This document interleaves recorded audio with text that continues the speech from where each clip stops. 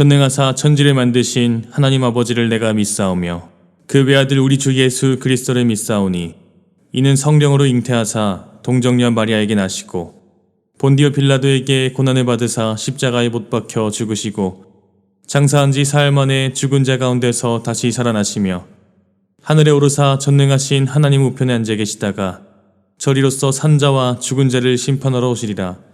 성령을 믿사오며 거룩한 공회와 성도가 서로 교통하는 것과 죄를 사하여 주시는 것과 몸이 다시 사는 것과 영원히 사는 것을 믿사옵나이다. 아멘. 와, 이 동영상 진짜 유익하고 재밌다. 아니네. 이거 뭐야? 이거 진짜 누가 만들었냐? 이거 진짜 대박이다 이거 진짜. 아까 말했던 와. 것처럼 이사야가 올 것이다라는 건 어? 일종의 비유적인 표현이죠. 새로운 구원의 길을 알려줄 사람이 지금 등장할 것이다. 할 말이 있다고? 사실은 지금? 요한이 엘리야가 어. 맞습니다. 근데 왜 무슨 일이지? 근데 뭐 실제로 엘리야는 아니죠. 여보세요? 사람들은 날 뭐라고 생각할까? 갑자기 왜? 빨리 말해봐. 그야 뭐 전도사나 말씀 선포하고 가르쳐주는 그런 사람? 그래? 그렇다 이거지? 아니 갑자기 왜 그러는데? 그럼 넌 날 어떻게 생각하는데? 나? 너한테 나는 도대체 뭐냐고.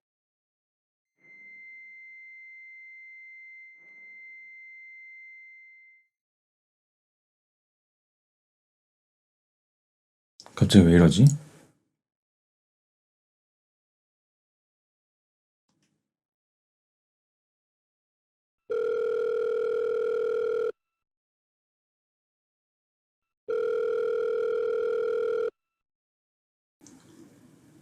여보세요? 여보세요?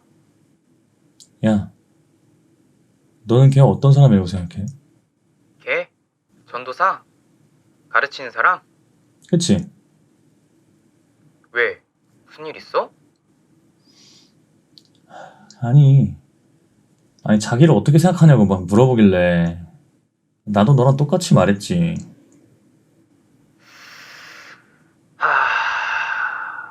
왜 갑자기 한숨이야? 그런 대답을 원한 게 아니었을 것 같은데? 그러면? 보통 사람들이 생각하는 직업이나 그런 거 말고 너의 마음속에 있는 말을 해봐.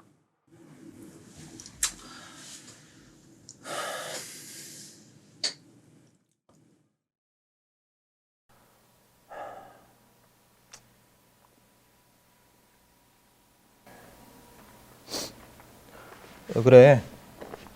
무슨 일 있어? 아니 뭐 그냥 너무 축 처져 있지 말고 건강 좀 챙겨. 고마워.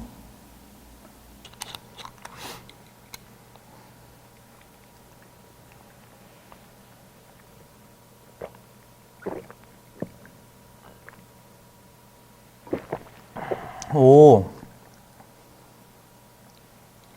그런데 확실히 마시니까 온몸의 기운이 확 난다.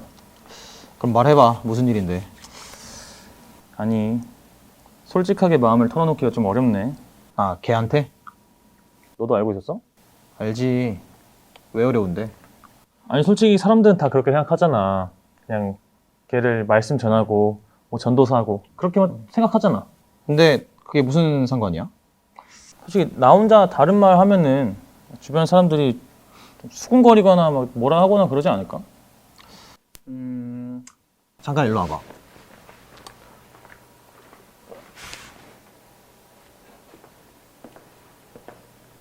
솔로몬 애쉬라는 사람이 실험을 했어. 이 막대랑 길이가 똑같은 막대가 A, B, C 중에 뭐일 것 같아? 아니 딱 봐도 C. 맞아. 거의 다 왔어. 거의 대부분 C라고 생각을 할 거야. 그래서 그 심리를 이용을 한 거지. 뭐 어떤 식으로? 7명 정도의 사람을 모아놓고 똑같은 질문을 한 거야. 그런데 앞에 6명이 다 A라고 말을 한 거지. 아 일부러 그거 틀린 거구나. 그치? 그래서 남은 한 명은 의심의 눈초리로 주변을 살피다가 처음에는 C라고 말을 했어. 맞으니까 그게. 그치? 그런데 실험이 거듭되면 거듭될수록 자신이 옳다고 생각하는 것보다 다른 사람이 말한 것을 따라가더라고. 그러니까 나중에는 완전히 다른 사람들의 말을 따라가기 시작을 한 거지. 눈치 보느라 자기 자신의 생각을 그대로 말 못한 거네. 그치? 지금 약간 이런 상황 아니야? 아, 내가 맞지. 주변에서 하는 말들을 내가 너무 신경 쓰고 있었던 것 같아. 그러니까 내가 진짜 하고 싶은 말을 해라 이런 거네. 그치. 오케이. 나 결심했어.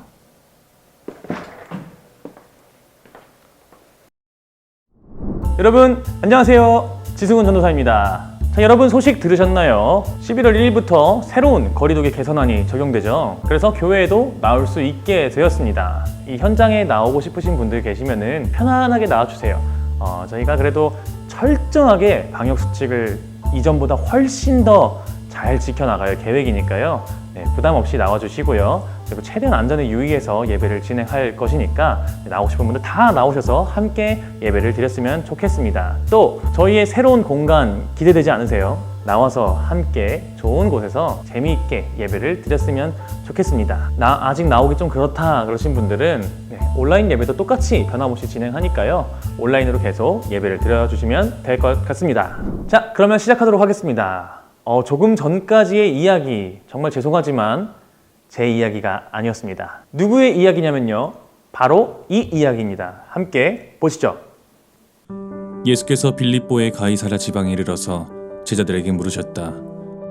사람들이 인자를 누구라고 하느냐? 제자들이 대답하였다. 세례자 요한이라고 하는 사람들도 있고 엘리야라고 하는 사람들도 있고 예레미야나 예언자들 가운데 한 분이라고 하는 사람들도 있습니다. 예수께서 그들에게 물으셨다. 그러면 너희는 나를 누구라고 하느냐? 시몬 베드로가 대답하였다. 선생님은 살아계신 하나님의 아들 그리스도십니다. 자, 이야기의 배경은 가이사랴 빌립보입니다. 지난 시간까지 예수님께서 정확히 어떤 분인지 알지 못하고 갈팡질팡 입장 정리를 확실하게 하지 못한 제자들의 모습을 보았죠. 그 제자들과 함께 사역하시다가 예수님께서는 가이사랴 빌립보라는 지역에 이르십니다. 자, 그런데 이곳은요, 이스라엘 땅이 아닙니다. 이스라엘 땅 바깥에 있는 로마의 땅이었어요. 여기는 황제였던 카이사르의 이름을 따서 카이사랴라는 이름이 지어진 것입니다. 즉 이곳은 황제에게 잘 보이기 위해서 그 지역을 다스리던 헤롯 빌립이 자신의 이름까지 붙여가지고 가이사랴 빌립보라고 만든 도시였어요. 자, 사진에서 보는 것처럼 바위들로 둘러싸여 있고요. 또 그곳에는 이렇게 신전이 2개가 있었습니다. 하나는 판신을 숭배하는 곳, 하나는 로마의 황제를 숭배하는 곳이었습니다. 지금 예수님과 제자들은 바로 이곳에 있는 것입니다. 이곳에서 예수님께서는 제자들에게 한 가지 질문을 하십니다. 얘들아, 사람들이 나를 누구라고 하니? 이때 제자들이 대답합니다. 더러는 세례 요한이라고 하고요. 더러는 엘리야나 누구는 예언자나 선지자 그 정도라고 말합니다. 자, 지난주에도 말씀드렸듯이 주변 사람들, 백성들은 다 그렇게 생각하고 있었죠. 그냥 능력이 뛰어난 우리를 진리로 이끌어주는 선지자 정도로 예수님을 생각하고 있었습니다. 그것을 예수님께 똑같이 전달하고 있는 거예요. 그러니까 지금 이 제자들은요, 그 다수의 의견을 그대로 따르고 있는 것입니다. 그래서 예수님께서 다시 질문하십니다. 아니, 그런 거 말고 사람들이 나더러 뭐라고 하는지 그거 말고 너희들은 그럼 나를 뭐라고 생각하는데? 그때 베드로가 대답합니다. 예수님께서는 살아계신 하나님의 아들이시고요. 예수님께서는 그리스도십니다. 즉 우리를 구원할 구원자, 메시아이시다. 그렇게 고백을 한 것입니다. 최초로 드디어 예수님께서는 메시아다, 그리스도다 이렇게 고백을 합니다. 그 전까지 제자들이 갈팡질팡하면서 제대로 입장 정리를 딱 하지 못하고 흔들리던 모습과는 아주 다른 모습을 보여주죠. 그래서 이 고백을 들은 예수님께서는 아주 감탄하시면서 이렇게 말씀하십니다. 예수께서 그에게 말씀하셨다. 시몬 바요나야, 너는 복이 있다. 너에게 이것을 알려주신 분은 사람이 아니라 하늘에 계신 나의 아버지시다. 나도 너에게 말한다. 너는 베드로다. 나는 이 반석 위에다가 내 교회를 세우겠다. 죽음의 문들이 그것을 이기지 못할 것이다. 왜 이렇게까지 감탄을 하시는가? 이게 정말 중요한데요. 자, 이들은 지금 가이사랴 빌립보의 신전 앞에 있었다고 말씀드렸죠. 그리고 로마의 땅 한가운데에 있는 상황입니다. 더군다나 이 가이사랴 빌립보가 어떤 곳이냐면요, 황제의 이름을 딴 도시였던 만큼 아주 휘황찬란했습니다. 문화의 중심지 중 하나였던 거죠. 그래서 지금 이들의 근처에는 수많은 로마인들이 다 몰려 있습니다. 그런데 그들은요, 로마의 황제를 신의 아들이라고 불렀어요. 실제로 로마의 1대 황제였던 아우구스투스 플레임을 보면요, 엄청 길어요. 한번 읽어드릴게요. 아우구스투스의 플레임은 임페라토스 카이사르 디비필리우스 아우구스투스라고 합니다. 번역하면요, 사령관이요, 황제요, 신의 아들인 존엄한 자라고 합니다. 즉 모든 로마인들은요, 황제를 신의 아들이라고 여겼습니다. 그런데 지금 베드로는 그 로마의 속을 한가운데서 수많은 로마 사람들에게 둘러싸여 있는 그 상황에서 황제가 신의 아들이 아니라 예수님이 하나님의 아들, 즉 신의 아들이다, 이렇게 고백을 한 것입니다. 그 전까지는 막 주변의 눈치만 보고요, 주변에서 하는 말 그대로 생각하고요, 막 갈팡질팡해하고 입장 경계를 명확하지 하지 못했던 그런 제자들의 모습과 너무 다른 거죠. 드디어 속에 있던 솔직한 이야기를 꺼낸 겁니다. 주변에서 아무리 뭐라 그래도 내 생각에는 예수님은 그냥 그런 선지자가 아니라 그리스도십니다. 그래서 예수님이 아주 감탄을 하신 거예요. 그래서 이렇게 말씀을 하십니다. 저기 저 반석을 가리키시면서요, 시몬 베드로에게 말씀하시는 거예요. 원래 베드로의 본명은 시몬이었습니다. 이때까지도 시몬이었어요. 그런데 이제 너는 저 반석을 보면서 저 반석처럼 너의 이름은 베드로다. 이 베드로라는 이름 뜻 자체가 반석이라는 뜻이에요. 너는 저 반석이다, 너는. 이렇게 말씀하시는 겁니다. 그러면서 저 반석 위에 교회를 세울 것이다. 이 신전들이 가득한 저곳, 저 우상 숭배를 하는 곳이 가득한 저곳 위에 교회를 세울 거다. 너가 바로 그런 사람이야. 저 우상들보다 더 높은 곳에 하나님을 섬기는 교회를 세워나갈 사람, 바로 너가 저런 반석과 같은 존재가 될 것이다. 이렇게 말씀하신 겁니다. 그런데 베드로는 그렇게 뛰어난 사람이 아니었어요. 지금까지 봐온 것처럼 제자들은요, 그렇게 막 훌륭한 사람들이 결코 아니었습니다. 이렇게 엄청난 고백을 했다고 해서 그들이 갑자기 각성해가지고 엄청난 사람이 되지는 않았어요. 그런데 그런 모습을 보면서 예수님께서는 어떻게 이렇게 확신에 찬 메시지를 주었을까요? 자, 예수님께서는 우리 내면 안에 있는 킹능성을 보신 것입니다. 그리고 그 가능성을 열어주신 거예요. 그 제자들의 모습을 그냥 보면요, 아유, 저게 왜 저럴까? 이런 마음이 들 수밖에 없는데 예수님은 그렇게 생각 안 하셨습니다. 지금은 비록 다들 저런 모습을 하고 있지만 곧 이 세계 위에 위대한 교회를 세워나가는 사람이 될 거야. 그 사람이 바로 너야. 넌 그런 사람이 될 거야. 라고 말씀해주고 계신 거예요. 예수님께서는 마찬가지로 우리를 향해서도 그러한 가능성으로 바라봐주고 계신다는 겁니다. 제 얘기를 하나만 해드릴게요.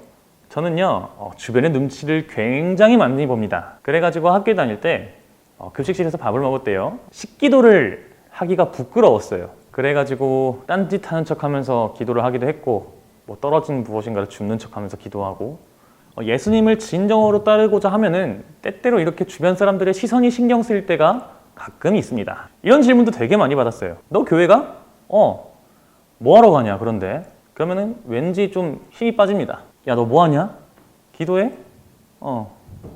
와, 진짜 웃기다. 이러면요, 또 괜히 자신감이 좀 사라지죠. 다음번에는 기도하기가 힘들어져요. 때로는 이런 말도 들었습니다.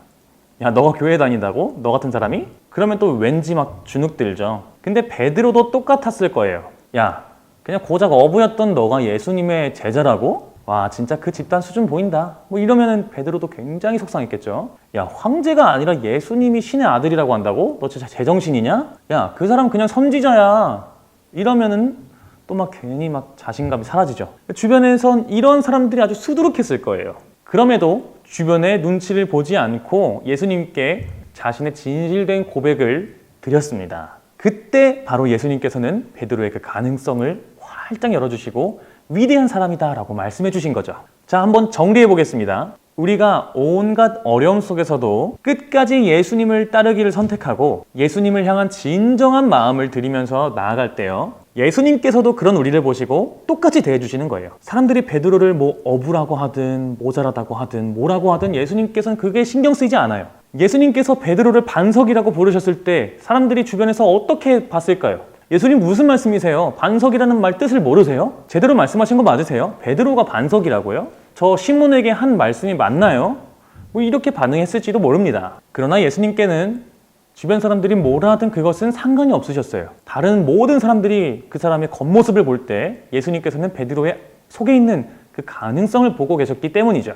그리고 정말로 베드로는요, 변화되어서 엄청난 교회를 세워나가는 일을 했습니다. 이처럼 우리가 예수님께 진실된 마음으로 나아갈 때요, 예수님께서도 그런 우리를 주변 사람이 뭐라 하든 신경 쓰거나 눈치 보지 않으시고 세상에서 가장 멋지고 훌륭한 사람으로 바라봐 주고 계시다는 겁니다. 그리고 우리의 놀라운 가능성을 열어주시고 미래를 열어주시고 희망을 열어주시는 거죠. 그러므로 여러분, 이번 한 주 다른 사람들이 나에게 뭐라고 하든 결코 절대로 신경 쓰지 마시기 바랍니다. 남들이 뭐라 하든 신경 쓸 필요가 없는 이유 2가지입니다. 남들이 뭐라 해도 예수님께 나아가면 된다라는 것을 기억하는 거죠. 누가 뭐라 해도 상관없습니다. 예수님께 나아가기만 한다면 예수님께서는 우리를 아주 세상의 그 어떤 누구보다도 존귀히 대해주시기 때문에 어떤 순간에도 예수님께 나아가기를 멀리하지 않는 거죠. 자, 그 다음 이유는요, 남들이 나에게 뭐라 하든지 예수님께서는 남들과 똑같은 시선으로 나를 보고 계시지 않다는 겁니다.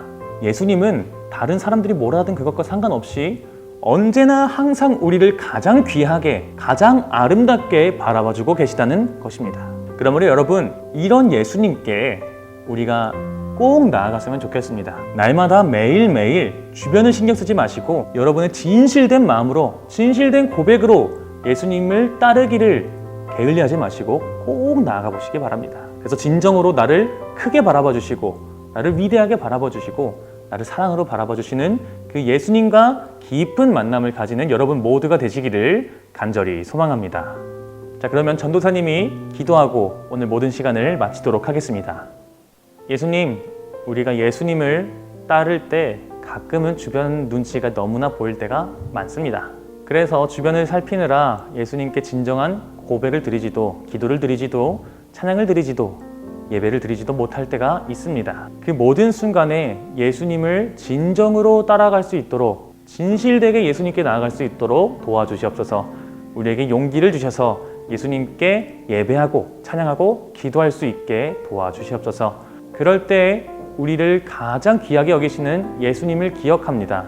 주변 사람들이 뭐라고 하든 나를 가장 존귀히 대해주시고 아름답게 바라봐 주시는 예수님의 마음을 느끼면서 그 사랑 안에 거하는 이번 한 주 보낼 수 있도록 우리 모든 친구들에게 찾아가셔서 어루만져 주시옵소서. 감사드리며 예수 그리스도의 이름으로 기도합니다. 아멘. 하늘에 계신 우리 아버지여, 이름이 거룩히 여김을 받으시오며 나라가 임하시오며 뜻이 하늘에서 이루어진 것 같이 땅에서도 이루어지이다. 오늘 우리에게 일용할 양식을 주시옵고 우리가 우리에게 죄 지은 자를 사하여 준 것 같이 우리 죄를 사하여 주시옵고 우리를 시험에 들게 하지 마시옵고 다만 악에서 구하시옵소서. 나라와 권세와 영광이 아버지께 영원히 있사옵나이다. 아멘.